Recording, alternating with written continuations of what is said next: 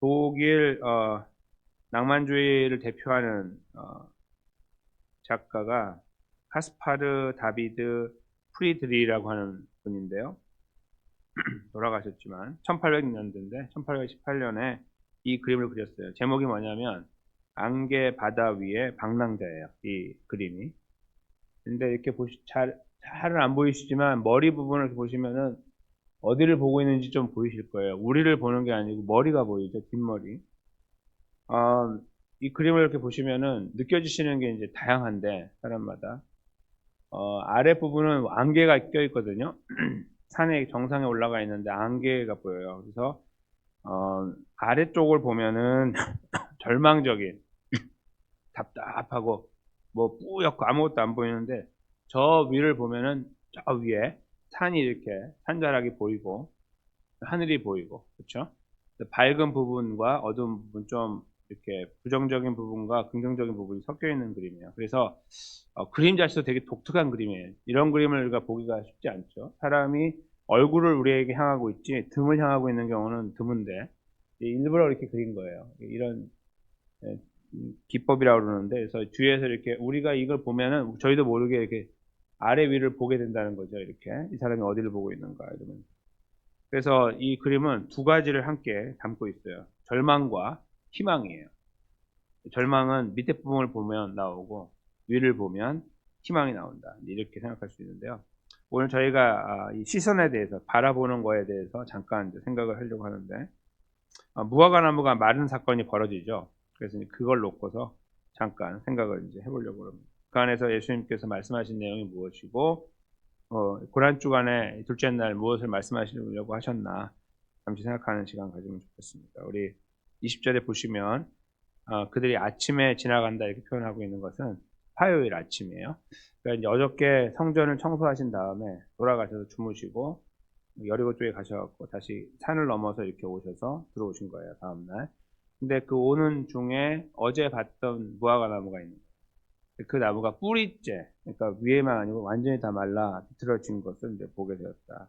그래서 베드로가 이제 말씀을 드리죠. 생각이 나서. 어, 여짜온데 이거는 이제 말씀을 한다 그런 거죠. 말씀드렸다. 랍비여, 선생님이여 보십시오. 저주하신 무화과 나무가 말랐습니다. 깜짝 놀랐겠죠, 다들. 아니, 어저께, 이렇게 저희가 어제 나누지 않았지만 월요일에 오시면서 나무에 열매가 없는 걸 보고 저주하셨거든요. 그리고 성전 들어가 청소하시고 이렇게 오셨는데, 오늘 이렇게 오다 보니까 그 나무가 마른 거예요. 깜짝 놀란 거죠. 완전히 죽어 있는 거잖아요. 뿌리가 그렇게 됐으면. 그래서, 베드로가 이제 대표적으로 이제 저렇게 이야기를 한 거예요. 그랬더니 예수님 말씀이 이제 22절에 기록되어 있죠. 그들에게 대답하여 이르시되 하나님을 믿으라. 어떤 의미일까요? 그냥 하나님 믿는다 그런 의미도 당연히 있죠.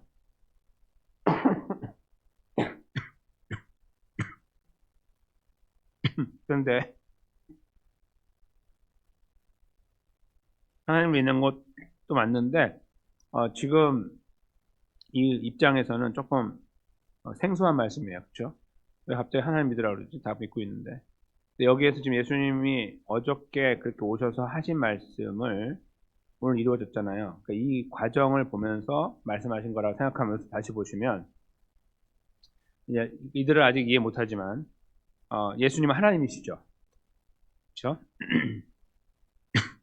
하나님께서 원하시고 진행하시는 것은 이루어진다. 이런 말씀이죠.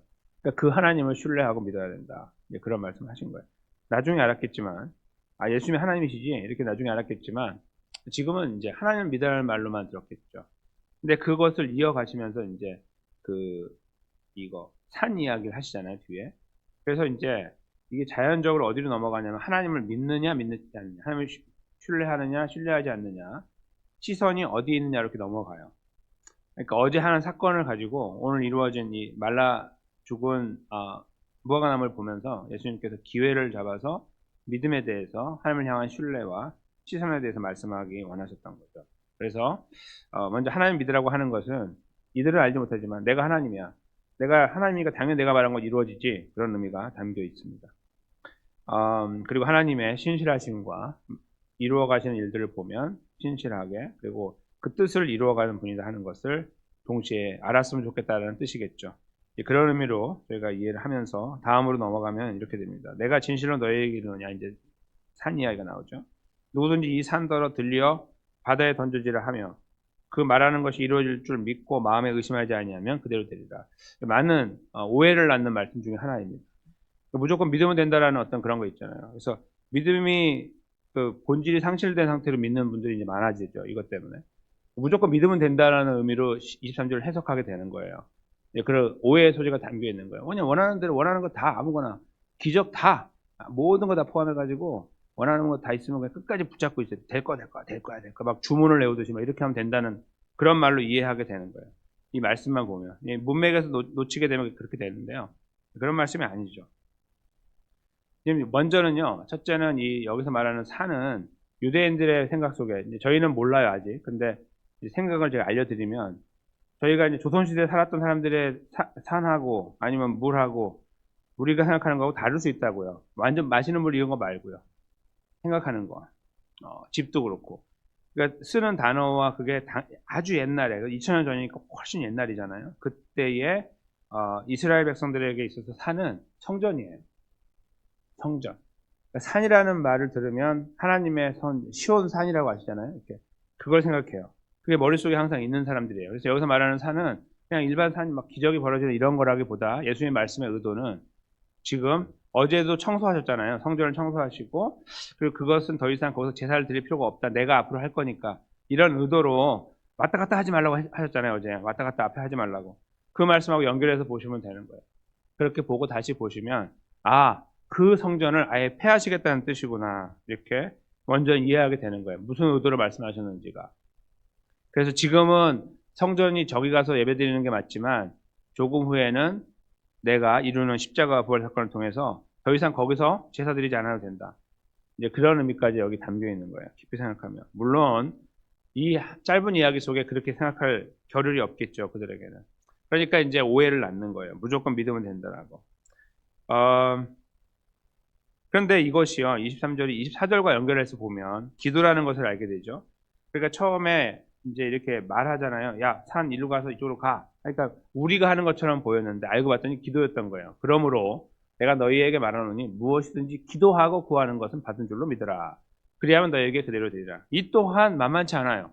23절은 내가 하는 것처럼 막 내가 주문을 외우고 막 하면은 되는 것처럼 느끼는데 이거는 그래도 기도로 넘어왔죠. 여기도 마찬가지로 무조건 기도하면 되는 걸로 느끼는 거예요. 무엇이든지 기도하고 구하는 것. 기도 가운데 구하는 것이거든요. 정확하게. 기도 가운데 구하는 것은 받은 줄로 믿으라. 그리하면 너에게 그대로 돼요. 그래서 뭐가 이렇게 기도 열심히 하고 있는 것이 이루어지지 않으면 믿지 않아서 그래. 아니면 네 의지가 약해서 그래. 뭐 이런 걸로 이제 우리가 이렇게 그 이유를 찾는 거예요. 그러니까 그 기도가 왜곡이 되는 거죠. 그 기도의 내용을 잘 보면 결국 우리가 원하는 뜻이 이루어진다는 뜻 아닙니까? 그거밖에 아무것도 없어요. 근데 우리는 그렇게 생각하고 우리도 모르게 이렇게 하고 있는 거예요. 그래서 기도하는데 이루어지지 않으면 내가 원하는 대로 가지 않았으면 내가 뭔가 잘못한 거예요. 중간 가다가 내가 놓치거나 이런 것들을 한 거죠. 그러니까 문제가 됐다고 생각하는 그 계제가 되는 거예요. 우스꽝스럽죠, 되게. 우스꽝스러운 거예요. 그 생각을 해보시면. 그럼 하나님은 내 손가락으로 왔다 갔다 하는 거거든요. 하나님이 뭐가 필요해요? 내가 기도하는 대로. 하나님은 내 기도 들어야 되는데. 내가 기도하는 대로 다 된다고 하니까. 그렇죠? 말이 안 되는 이야기인데 그렇게 이해를 하는 거예요. 내 의지가 아니고 하나님께 하는 거예요 하는데 하나님을 조작하는 거죠. 그래서 내 원하는 것이 되면은 이루어졌다. 안 되면 이루어지지 않았다. 이렇게 표현하는 거예요. 그냥 오해를 낳는 이제 그런 내용들입니다. 근데 예수님께서 이 말씀을 그래도 꿋꿋하게 하신 거예요. 왜 그랬는지 잠깐 이제 말씀을 마지막에 드리겠습니다. 여기 이제 그리고 나서 이렇게 기도하는 사람들, 하나님을 이렇게 믿고 의지하는 자들은 용서하는 자들이 되는 거예요.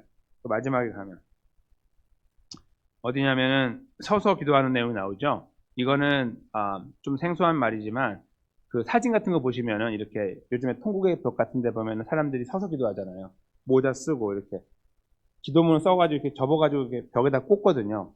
꽂고서 막 저 위까지 돼 있어요. 막 이렇게 올라가서 꽂을 데가 없어요. 꽂아놓고서 이렇게 기도하는 거예요. 막 이렇게 흔들면서 기도하거든요. 이게 바로 유대인들의 기도 방법이에요. 우리하고 달라요, 완전히.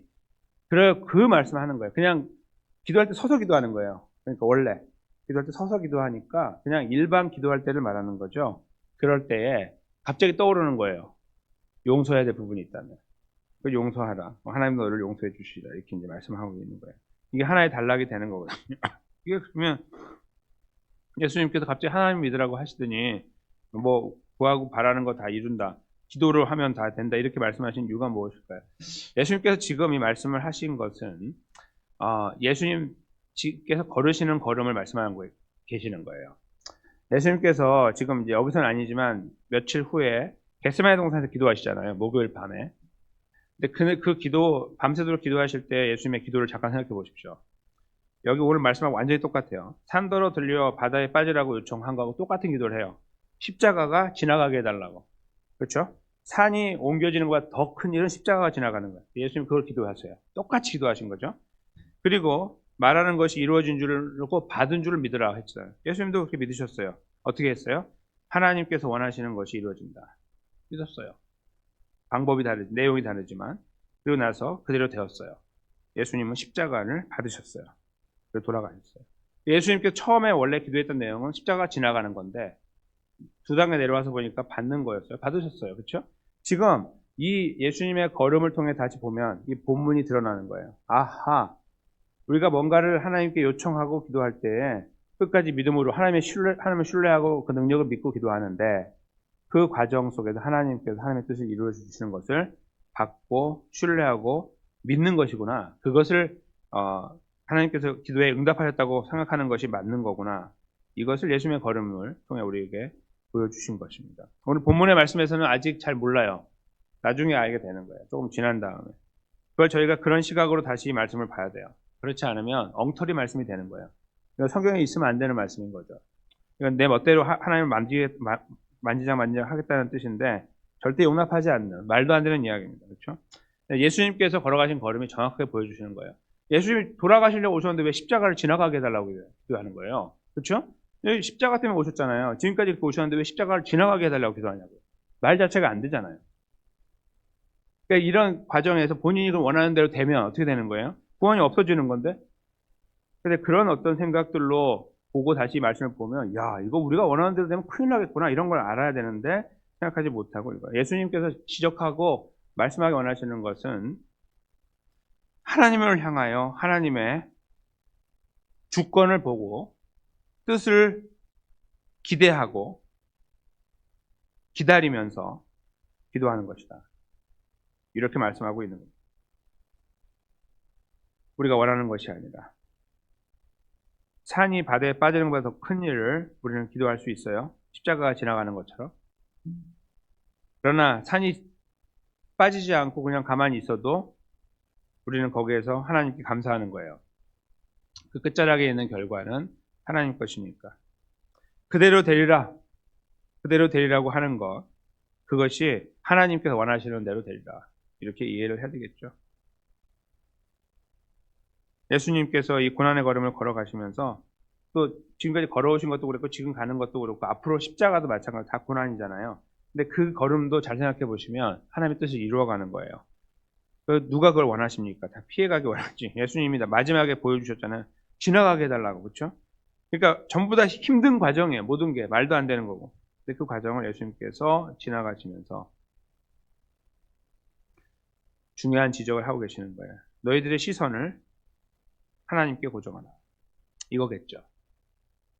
기도해서 기도가 원하는 것이 되어지는 것에 거기다 무게를 두지 말고, 거기 하나님이 살아계심을 거기다 걸지 말고, 하나님만 그냥 바라보는 시선을 고정하라는 뜻이겠죠. 그리고 그렇게 살아오신 거예요. 마지막 순간에 그냥 하나님께 엎어지신 거죠. 살려달라고, 도와달라고. 이 힘든 시간을 100% 인간이기 때문에 느껴야 되는 고통과 두려움, 그렇죠? 그걸 그대로 표현하신 거예요. 어떻게 해요? 참된 인간으로서 하나님을 의지하면서. 거기서 다른 것들을 의지하지 않냐고 하나님을 의지하고 하나님만 바라보면서 계셨던 예수님을 여기서 떠올려 보게 되는 거예요. 그 예수님을 잘 표현한 것이 히브리서 12장 2절 말씀이죠. 함께 읽겠습니다. 믿음의 주요 또 온전하게 하시는 이인 예수를 바라보자.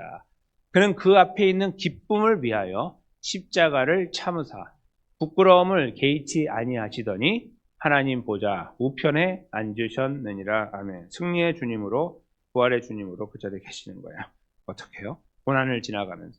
그것이 오늘 본문에서 예수님께서 걷고 계시는 걸음이고, 그것을 히브리서를 기록한 기자는 믿음의 눈으로 이렇게 바라보게 된 거예요. 하나님의 영감으로 어떻게 해요? 예수 그리스도가 그 앞에 있는 기쁨을 바라보면서 십자가를 참고 걸어가셨어요. 하나님의 주권을 인정하며 걸어가신 예수님. 그분을 바라보는 거예요. 저희들 시선이 아까 그 그림처럼 삶의 여정은 어두움과 밝음이 같이 섞여 있거나 아니면 온통 어두울 수도 있어요. 그런 상황 속에서 거기에 우리가 매립되면은, 이렇게 묻혀버리면은 두 가지 방향이 됩니다. 좀 될 것 같으면, 될 것 같아. 이렇게 하고요. 안 될 것 같으면 푹 주저앉는 거예요. 될 것 같으면 될 것 같아. 이렇게 말하다가 또 주저앉고. 이게 왔다 갔다 이렇게 하거든요. 그러니까 우리가 판단하고 거기서 맨날 왔다 갔다 하는 거예요. 될까? 안 될까? 여기에서 이제 왔다 갔다 하는 거죠. 무화과나무가 저게 저주했는데 저게 되겠어? 근데 왔더니 됐잖아요. 그러니까 우리가 그들이 생각하는 것대로 된 게 아니에요. 그렇죠?